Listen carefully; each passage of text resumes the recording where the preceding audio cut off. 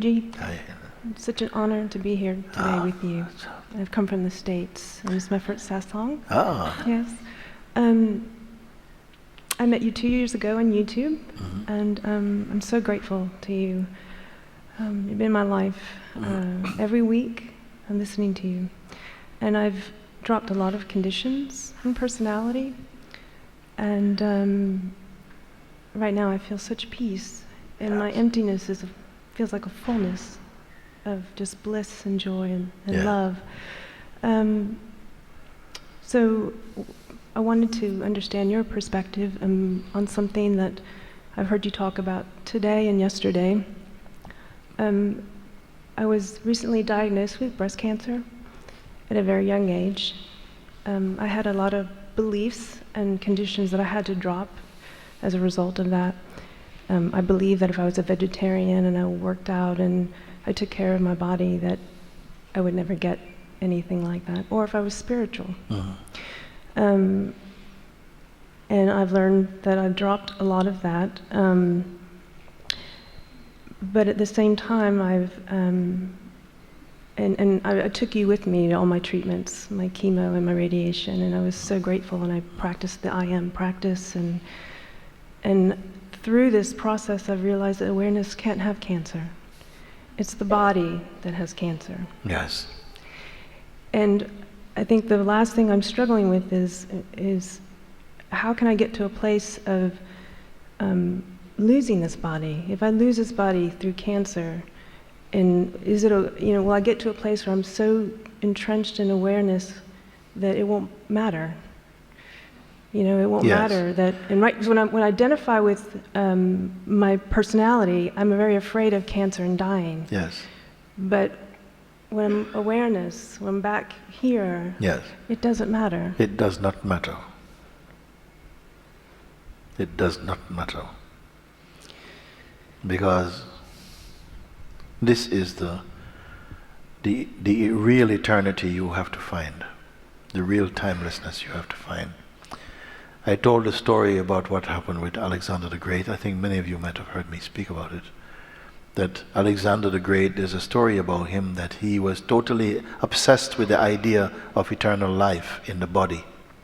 And he'd heard or read many books about it, that there existed, and he believed that there existed some nectar of immortality in the physical realm. And he felt it is there. So he gathered all his greatest horsemen and truckers and wise people and sent them out to go all over the world in search of this nectar of immortality. And they traveled far and wide. And after months they came back with all different kind of things, all different things they've learned, Reiki and all different stuff and things to take and boiled herbs and stuff, but none of it was it. He said, "You haven't found it. I have to go myself." And he traveled long time, arduous journey, all over he went. And he kept being given instructions and guidances, and he follows. And after maybe 6 months, 7 months or so of traveling, he was narrowing down. Now one farmer told him, yes, I know one man. I think he's the man you're looking for. Just over this hill and you go down. And he went. And he found one man, simple man. And he says, "Could it be you? I were here, that on your land you found this nectar for mortality." And I said, yes. "Really? Yeah. I want some." "Oh, up there." And he pointed to a cave on the side of the hill, a small opening in the hill. "Up there you find." You go, "Oh, okay." So he had a lot of bottles. And he climbed up, very perilous path. And he got to the hole, he climbed in, just rolled in. Way up. And he looked and it was a cave, very dark. And he went inside, walked inside. Hello. Walk. Go inside. As he went more inside, he felt like there was a kind of glow coming from a certain area. And he went in more. And he got into this room, and it was like a cathedral of honey dripping from the sky, from the ceiling. It was so rich and amber-like, coming, glowing. He got so excited. He rushed over to it and he put his finger in it. Some of it dripped on his finger. He's just about to put it in the mouth. And he heard a voice, and the voice says, "Stop!" He was shocked. Who said that? Who said that? Who said that? He looked around. Couldn't know. Who said that? Who said that? Who said that? Am I hallucinating or what? What is like this? Then he composed himself and he again put the finger in to take again. And the voice said, "Don't take it." Now I know I heard this voice. And he turned around. Who said like this? And he looked in the corner and he sees a blackbird, like a raven, sitting on this stick. He says, "Did you speak?" He says, "Yes." He says, "Don't take it. Don't make this mistake like me. I took it hundreds of years ago. I came here.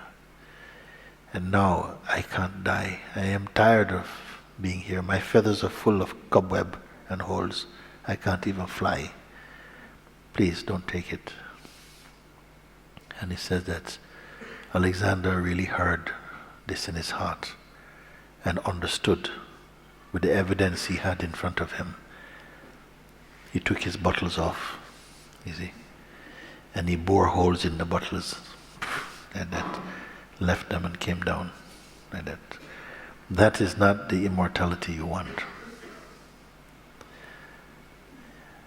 This is a time body, a mortal body, but it is the immortal that is living in it. And the game of this life is to go beyond the surface and to find that pearl of non-dual wisdom and the timeless being. It's inside the cave of your own heart. You see. And all the sicknesses on the earth are here to help us to look beyond the limited field of the body. There are some beings, they say, on the earth now who have been living for hundreds and hundreds of years. Don't be surprised at that. They're not living for hundreds of years because they are vegetarians. They're living because somehow it is their destiny to express like that.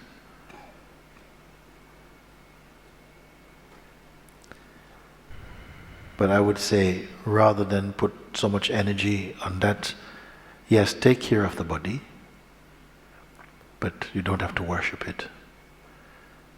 Worship the indweller, the one who lives inside the inmost cave of the heart. This one you must find.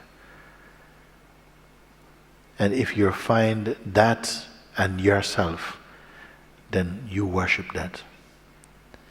But if you find that as yourself, keep quiet. Yeah. Thank you, Muji. Yes, yes. Yes, I am so happy. Thank you. Yes. Can I come and get Yes. him?